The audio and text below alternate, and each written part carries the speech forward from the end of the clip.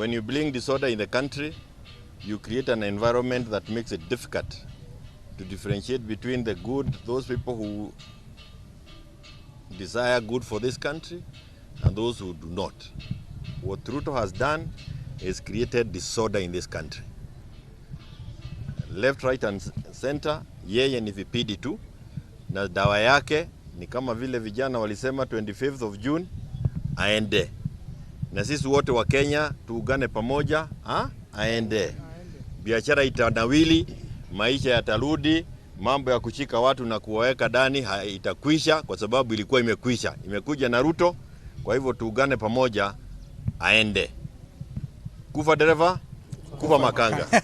Here to condemn that and to say we will not give up on fighting for justice for the families, and that's why this leadership is here, not just to pray, but to assure the families that we are going to pursue this matter. Not just in our courts here, because we know there's been frustration of efforts to get justice for families here. We are also in the process of pursuing this matter internationally. And we did, through our lawyer, Wanjgi, commence proceedings at the ICC. And we will be pursuing this matter both locally and globally. Because, as His Excellency has said, human rights are universal. And we will not accept this reign of terror by Ruto and his rogue police. Let me also allow my brothers.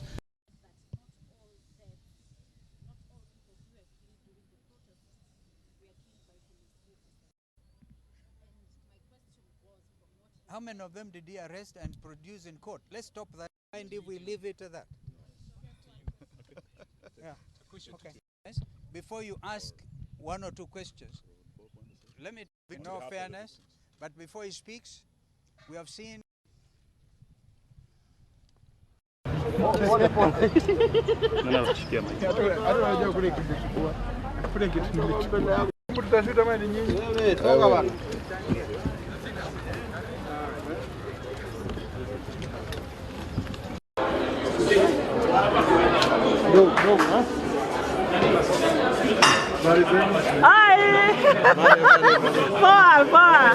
And my colleagues here are free to add something. Mheshimiwa Eugene, with them.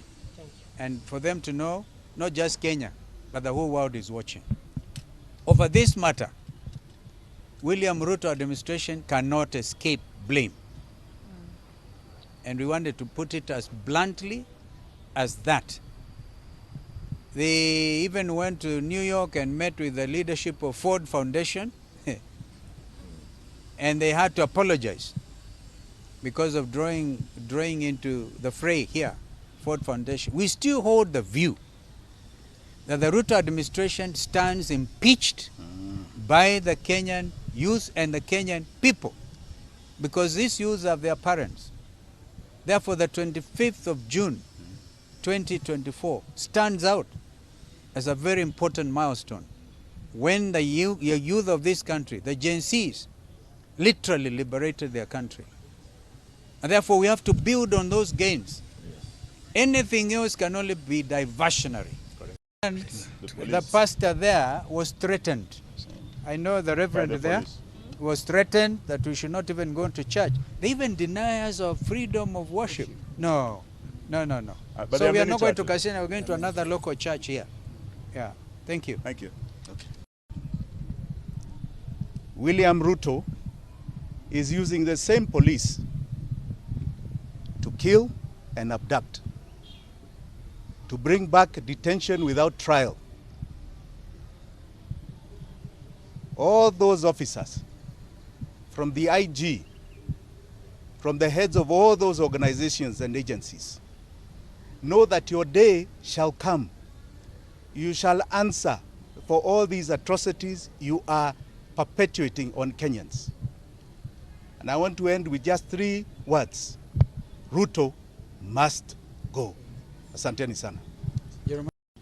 And the police should stand ashamed of what they are trying to do. Anybody seeing a police Subaru, because you're also saying Ruto has to stop those abduction squads. The Subarus. Special killer squad, special abduction squad. We were in Kibera all the last few days. Yeah, 2 boys. 2 boys, you are told, were abducted and are still missing. I thought I saw Kindiki's own admission before a parliamentary committee that there are still over 60 people who are missing. 131 who are still missing. So Kenyans want these young people alive or dead. There must be accountability. So I think that's what I wanted to add. And the pastor there was threatened.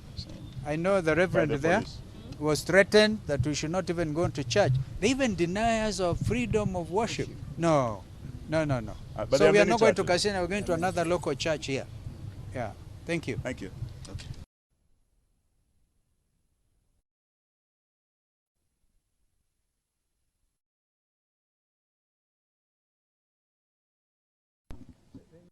A grey pickup came with buckets of blood and poured at my gate in Muthaiga.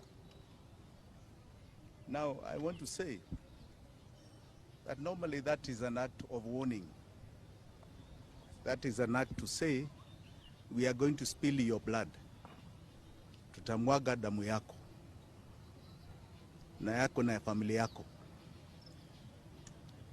For the last 27 days,